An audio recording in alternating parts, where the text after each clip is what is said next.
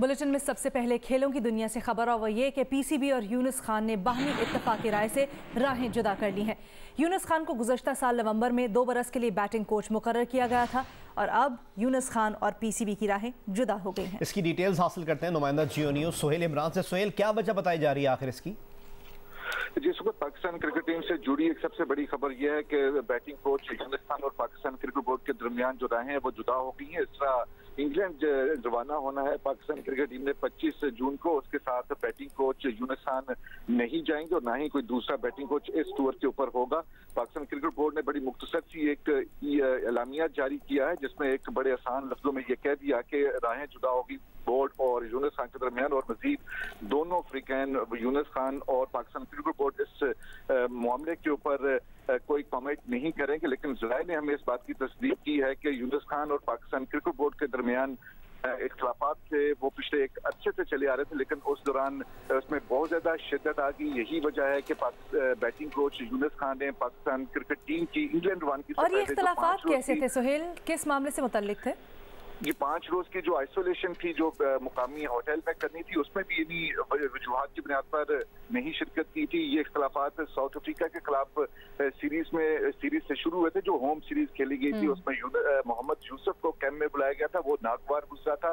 इसके साथ साथ जिसा नेशनल हाई परफॉर्मेंस सेंटर में जो कोचिंग का तरीकाकार था उसके ऊपर भी यूनुस खान को तहफ़्फ़ुज़ात थे। ये सारे मामलात बढ़ते चले गए और जब वो आइसोलेशन में 3 रोज में ताखीर से आना चाहते थे, इस दौरान पीसीबी के एक आला अहदेदार की उनके साथ तहफ़्फ़ुज़ात से मुतल्लिक ज़राए दावा करते हैं और अब ये बात ऑफिशियल हो गई है पीसीबी और यूनुस खान की तरफ से कि दोनों ने राहें जुदा कर ली हैं बाहमी इत्तफाक़ी राय से। बहुत शुक्रिया सोहेल इमरान।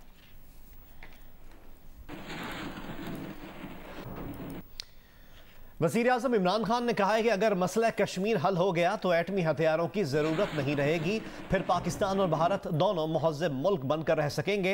अमरीकी टीवी को इंटरव्यू में वज़ीर आज़म ने कहा कि पाकिस्तान के एटमी हथियार हमारे दिफा के लिए हैं। वज़ीर आज़म ने कहा कि भारत से 3 जंगें लड़ी हैं, लेकिन जब से एटमी सलाहियत हासिल की दोनों मुल्कों के दरमियान झड़पें तो हुई लेकिन जंग नहीं हुई। और वाशिंगटन पोस्ट में अपने मजमून में वज़ीर आज़म इमरान खान कहते हैं कि ताकतवर अमरीका 20 बरस में अफगानिस्तान के अंदर से जंग ना जीत सका तो पाकिस्तान में अड्डों से ये कैसे मुमकिन है। अमरीकी अखबार वाशिंगटन पोस्ट में मजमून में वज़ीर आज़म इमरान खान ने मजीद कहा, अमरीका को अफगानिस्तान के खिलाफ अड्डे दिए तो पाकिस्तान फिर दहशतगर्दों का हदफ बनेगा। उन्होंने कहा कि पाकिस्तान ने पहले ही अफगान जंग में बहुत नुकसान बर्दाश्त किया, पाकिस्तान एक और जंग का मुतहम्मिल नहीं हो सकता। इमरान खान ने कहा कि पाकिस्तान अफगान अवाम के फैसले से बनने वाली हुकूमत की तायीद करेगा। पाकिस्तान अफगानिस्तान में किसी भी धड़े की हिमायत नहीं करता। माजी में एक धड़े की हिमायत से पाकिस्तान ने गलती की जिसे दोहराया नहीं जाएगा। वज़ीर आज़म इमरान खान ने अपने मजमून में अफगानिस्तान में अमन अमल की हिमायत करते हुए कहा कि अमरीका और पाकिस्तान का अफगानिस्तान में एक ही हदफ है, सियासी अमन अमल, जिसके लिए कोशिशें जारी रहेंगी।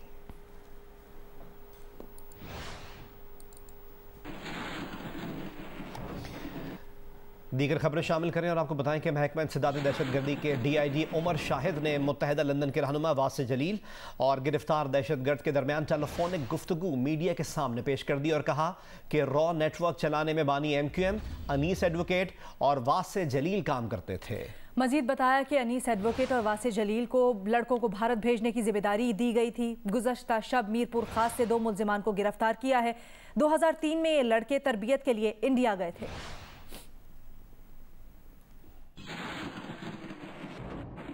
उनके इंकशाफात के मुताबिक सन 1998 से लेकर 2002-2003 तक MQM, जो उस ज़माने में MQM अल्ताफ़ ग्रुप था, उसकी एक अल्ताफ़ हुसैन की पॉलिसी थी कि इंटीरियर सिंध और कुछ APMSO के लड़कों को बाकायदगी से इंडिया ट्रेनिंग के लिए भेजना। जो बंदे हमने कल मीरपुर खास से गिरफ्तार किए हैं वो भी इस बात का इंकशाफ करते हैं कि उसी पीरियड में वो लोग इंडिया गए, वहाँ उन्होंने तकरीबन कुछ 1.5 साल का अरसा इंडिया में गुजारा। इंडिया के मुख्तलिफ शहरों में, दिल्ली में, भूज में, जोधपुर में उन्होंने टाइम गुजारा। वहाँ उनको असले की ट्रेनिंग मिली, वहाँ उनको इवन काउंटर सर्वेलेंस की ट्रेनिंग मिली। मकसद ये था कि जो मीरपुर खास उमरकोट का जो बॉर्डर का इलाका है वहाँ से चीज़ें पार आसानी से असला اور ادر جو انڈیویجولز ہیں ان کو بارڈر پار آسانی سے کرانے کی ان کو صلاحیت ہو اور یہ ایک قسم کے سلیپر سیل کے طور پر کام کریں۔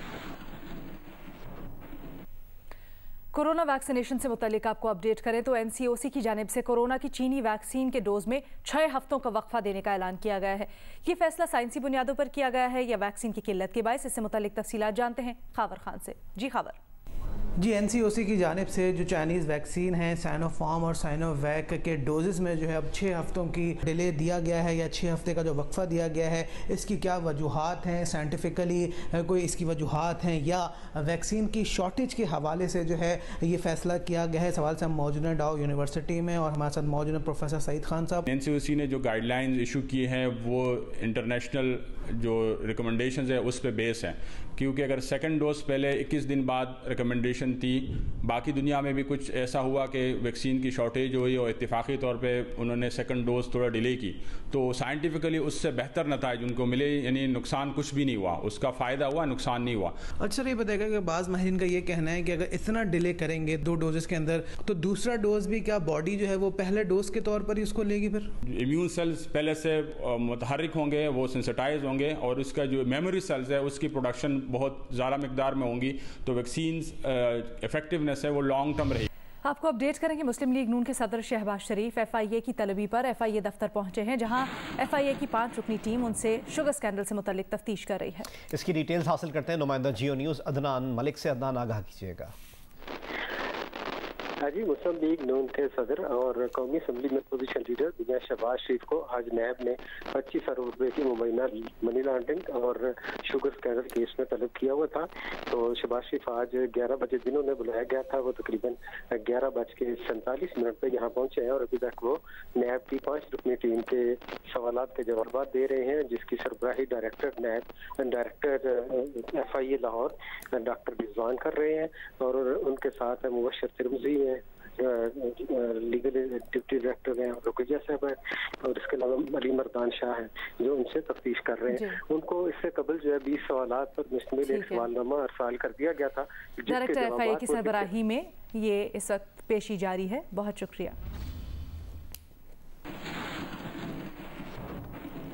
قومی اسمبلی کا اجلاس جاری، اس وقت احسن اقبال اظہار خیال کر رہے ہیں۔ اس حکومت کے پاس صرف ایک ہی پلان ہے، گالیاں نکالو، تنقید کرو، برا بھلا کہو، NRO نہیں دوں گا، اس کو جیل میں ڈالو، اس پہ جھوٹا مقدمہ بناؤ۔ جناب اسپیکر، نیگیٹو تھنکنگ سے ملک نہیں چلتے۔ دنیا کا کوئی ملک ایسا نہیں ہے جس کا وزیر اعظم بین الاقوامی فورمز پہ جا کے کہے کہ میرا ملک دنیا کا سب سے زیادہ کرپٹ ملک ہے۔ دنیا کا کوئی ملک ایسا نہیں ہے کہ جس کا وزیر اعظم بین الاقوامی فورمز پہ جا کے کہے کہ جتنی منی لانڈرنگ میرے ملک میں ہوتی ہے اتنی کسی ملک میں نہیں ہوتی ہے۔ جناب اسپیکر، یہ وہ ان کی پالیسیاں ہیں جو انہوں نے اپنے ملک کی بدنامی کے لیے بین الاقوامی سطح پہ کی کہ آج پاکستان سے انٹرنیشنل انویسٹر جا چکا ہے۔ جس گھر کا سربراہ یہ کہے گا کہ میرا گھر تو بالکل اجڑا ہوا ہے، اس گھر کے ساتھ کوئی معاملہ کرنے کے لیے تیار نہیں ہوگا۔ جس کاروبار کا فیکٹری کا مالک کہے گا کہ میرا کاروبار تو دیوالیہ ہوا ہے، اس کاروبار کے ساتھ کوئی کاروبار نہیں کرے گا۔ یہ جو جھوٹ بول کے صرف اس لیے کہ یہ پچھلی حکومت کی کردار کشی کرنا چاہتے تھے، انہوں نے مسلم لیگ نون کی کردار کشی میں پاکستان کی کردار کشی کی اور اس پاکستان کی کردار کشی کی سزا 22 کروڑ عوام کو ملی۔ جناب اسپیکر، بجٹ کے اندر اہداف رکھے جاتے ہیں لیکن بجٹ کے اہداف کی کوئی حیثیت نہیں۔ آپ کچھ بھی ہدف رکھ سکتے ہیں، اصل بات ہوتی ہے آپ کے ہدف حاصل کرنے کی صلاحیت کیا ہے، اور اس حکومت کے ہدف حاصل کرنے کی جو صلاحیت ہے اس کا اندازہ آپ کو اس حکومت کے وزراء کی ایوان میں تقریروں سے ہو سکتا ہے۔ یہاں پہ جو لطیفے بیان کیے گئے ہیں ان وزراء کی طرف سے، وہ آپ کو اعتماد دے سکتے ہیں یا بد اعتمادی دے سکتے ہیں کہ یہ حکومت کیا حاصل کرے گی۔ وزیر خزانہ صاحب سے میں شروع کرتا ہوں۔ کل سینٹ کے اندر انہوں نے فرمایا کہ یہ جو ہے ملک अब तरक्की के रास्ते पे चल पड़ा है। ये वही वजीर खजाना है जो 2 महीने पहले कह रहे थे कि 3 सालों की पॉलिसियों ने मुल्क का बेड़ा गर्क कर दिया है, सत्यानाश कर दिया है, और अब ये 2 महीने बाद हमें जन्नत की तस्वीर पेश कर रहे हैं। या वो शौकत तरीन सच्चा था जो कह रहा था कि डिवैल्यूएशन और 13% के पॉलिसी रेट के ऊपर हुकूमत ने इस मुल्क की मईशत का बेड़ा गर्क कर दिया है, या वो शौकत तरीन सच्चा है कि जो हमें जन्नत की तस्वीर दिखा रहा है? इसका फैसला मैं पाकिस्तान के अवाम पे छोड़ता हूं। फिर कल वो फरमा रहे थे कि पाकिस्तान नेट फूड इंपोर्टर हो गया है। तो जनाब स्पीकर, 3 साल पहले तो पाकिस्तान नेट फूड इंपोर्टर नहीं था। आज गंदम भी इंपोर्ट, कॉटन भी इंपोर्ट, शुगर भी इंपोर्ट, ये सब 3 सालों की तबाही का नतीजा है। और फिर बजट में हमें खुशखबरी सुनाते हैं कि हमने ज़राअत को बहुत तरक्की दे दी है। जनाब स्पीकर, ये भी फरमाया कि हमें लैंड माइन्स मिली जिनके अंदर हम फंस गए। मैं वजीर खजाना को बताना चाहता हूं, आपको लैंड माइन नहीं मिली थी, आपको हमने सी पैक की सूरत में गोल्ड माइन दी थी कि जिसको अगर आप चलाते तो पाकिस्तान की किस्मत बदल सकती थी। लेकिन आपने उस पाकिस्तान की गोल्ड माइन को भी एक तबाही के अंदर तब्दील कर दिया है। और मैं अभी आपको बताऊंगा कि किस तरह आपने 3 सालों के अंदर पाकिस्तान को डेट ट्रैप और डेट माइन के अंदर फंसा दिया। अभी वो वजीर साहब तशरीफ ले गए जो कर्जों पे हमें दर्स दे रहे थे, तो मैं भी बताऊंगा कि कर्जे किसने लिए और किसने उनके साथ क्या किया। यहाँ पर अभी वजीर इत्तलात ने कहा साहिवाल के अंदर ये प्लांट लगा गए। देखिए, मैं कई दफ़ा कह चुका हूँ कि इस हुकूमत के वजीर जो वकील हैं, एक वकील साहब हैं, ये जो वजीर इत्तलात हैं, ये हमें दर्स देते हैं कभी एनर्जी के ऊपर, कभी टेक्नोलॉजी के ऊपर, इलेक्ट्रॉनिक वोटिंग मशीनों के ऊपर। मैं अदब से कहूँगा फवाद चौधरी साहब से भी, और एक और वकील साहब हैं जो हमें मईशत पढ़ाते हैं, हमाद अजहर साहब, कि देखिए अगर तो किसी कातिल को जमानत दिलाने का मामला है उसके ऊपर आप ज़रूर हमें बताइए। अगर किसी कब्जे वाले प्लॉट के लिए स्टे हासिल करने का मामला है तो वो आपकी एक्सपर्टीज हो सकती है। कोई कानूनी मामला है उस पर आप ज़रूर बात कीजिए, लेकिन आपके पास ना कोई मईशत पे बात करने की सनद है, ना आपके पास कोई टेक्नोलॉजी पे बात करने की सनद है। साहिवाल एनर्जी प्लांट इसलिए साहिवाल में लगा कि जब आप एनर्जी प्लांट्स की प्लानिंग करते हैं तो जो लोड सेंटर्स हैं उनके पास लगाते हैं ताकि ट्रांसमिशन लॉसेस कम से कम हो सकें। तो अगर साहिवाल में वो प्लांट लगा तो वो लोड सेंटर के करीब लगा। ये पूरी दुनिया का फलसफा है। और फिर वहां पे पोल्यूशन हो गई। इनको मैं इत्तला देना चाहता हूं, साहिवाल का प्लांट सुपर क्रिटिकल टेक्नोलॉजी पर लगा है, जो जदीद तरीन टेक्नोलॉजी है, जो पोल्यूशन से मुबर्रा है। और सी पैक के हर मंसूबे के लिए एनवायरमेंट प्रोटेक्शन एजेंसी का ऑडिट लाजमी था और उसकी अप्रूवल के बाद सी पैक के प्रोजेक्ट्स लगे हैं।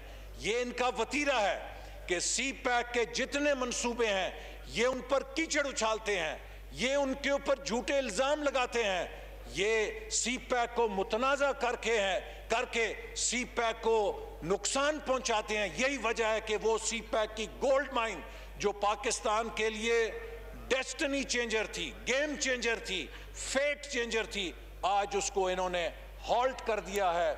और आज चीन जो है $400 बिलियन का पैकेज लेकर ईरान चला गया है। तो यही $400 बिलियन पाकिस्तान की तरफ आ सकते थे और आने थे। अल्लाहु अकबर, अल्लाहु अकबर। मनफी जहनीत से मुल्क नहीं चलते, ये कहना है एहसन इकबाल का, जो कौमी असम्बली में इजहार ख्याल कर रहे हैं। उन्होंने मज़ीद कहा कि आज पाकिस्तान से इंटरनेशनल इन्वेस्टर जा चुका है। ज्वाइन कर रहे हैं रोज़नामा जंग के सहाफ़ी राना मसूद, और हमारे साथ मौजूद हैं जियो न्यूज़ के अबरार रशीद भी। पहले राना मसूद, आपका रुख करेंगे, आपके पास क्या इत्तलात है, तफसीलात है इस वाक़े से मुतल्लिक़? जी, میری اطلاعات کے مطابق یہ خانپور کا ایک علاقہ سورج گلی، اس میں یہاں پر جو سٹون کرشنگ پلانٹس ہیں ان میں خوفناک جھٹکا کی بلاسٹنگ، یہ لوکل نام ہے خوفناک جھٹکا اور روٹین کا جھٹکا، یہ بلاسٹنگ کی جا رہی ہے پچھلے کئی سالوں سے، اور یہ کل بھی بلاسٹنگ کی ہے اور آج سویرے انہوں نے خوفناک بلاسٹنگ جھٹکا بلاسٹنگ کی ہے، جس کی وجہ سے معلوم ہوا ہے کہ ایک شخص جاں بحق اور ایک شخص شدید زخمی ہوا ہے، اور جھٹکے کی وجہ سے دائیں بائیں کی 1 کلومیٹر کی آبادی ہل کے رہ گئی ہے، یہاں قریب کے جتنے مکانات ہیں ان میں دراڑیں پڑ گئی ہیں اور گرد و غبار اور خوفناک ماحولیاتی مسائل پیدا ہو گئے ہیں۔ جی ابرار، آپ کے پاس کیا اطلاعات ہیں؟ جی ہاں، یہ جو سورج گلی کا علاقہ ہے تقریباً 35 سال سے، بلکہ اس سے بھی زیادہ عرصے سے یہاں پر سٹون کرشنگ کی جا رہی ہے، اور یہ سورج گلی کا جو پہاڑ ہے وہ بالکل اندر سے کھوکھلا یا ہالو ہو چکا ہے۔ میں آپ کو یہ بتاتا چلوں، یہ خانپور ڈیم کے بالکل قریب ہے، اور یہاں پر جو سٹون کرشنگ کا جو سلسلہ شروع ہوا وہ خانپور ڈیم کی تعمیر سے پہلے شروع ہوا، اور اس میں بھی بہت زیادہ جو سٹون کرشنگ تھی یا جو کرش تھی وہ خانپور ڈیم میں سے اس پہاڑ سے حاصل کی گئی، لیکن اس کرشنگ کے خلاف بہت سے لوگ جو ہیں، مقامی لوگ، علاقے کے لوگ، وہ ہائی کورٹ تک گئے اس کرشنگ کے خلاف، لیکن یہ باثر لوگ ہیں، یہ وہاں سے یا تو سٹے لے لیتے ہیں اسٹیٹس کو کا یا پھر اس کو جاری رکھتے ہیں۔ تو آج صبح تقریباً 6 بجے میری خانپور کے ایس ایچ او سے بات ہوئی ہے، اس کے مطابق یہ 6 بجے کے قریب جب یہ شفٹ چینج ہو رہی تھی تو شاید انہوں نے کوئی ایک بارودی سرنگ لگائی کسی جگہ پہ، تو اندر سے جس طرح میں نے بتایا یہ پہاڑ بالکل ہالو یا کھوکھلا ہو چکا تھا، اس کے بعد یہ پہاڑ جو ہے وہ دب گیا یا سرک گیا، جس کے باعث یہ گرد کا غبار پیدا ہوا، اور اس کے نتیجے میں ایک شخص کی ہلاکت کی اطلاع ملی جو پہلے زخمی ہوا تھا، اسپتال جاتے ہوئے وہ دم توڑ گیا، ابھی اس کا پوسٹ مارٹم جاری ہے، اس کی شناخت نہیں ہو سکی۔ ایس ایچ او کے مطابق یہ شخص مقامی نہیں ہے، کسی باہر کی کسی جگہ سے آیا ہے۔ ٹھیک ہے، ابرار رشید، رانا مسعود، آپ دونوں کا بہت شکریہ۔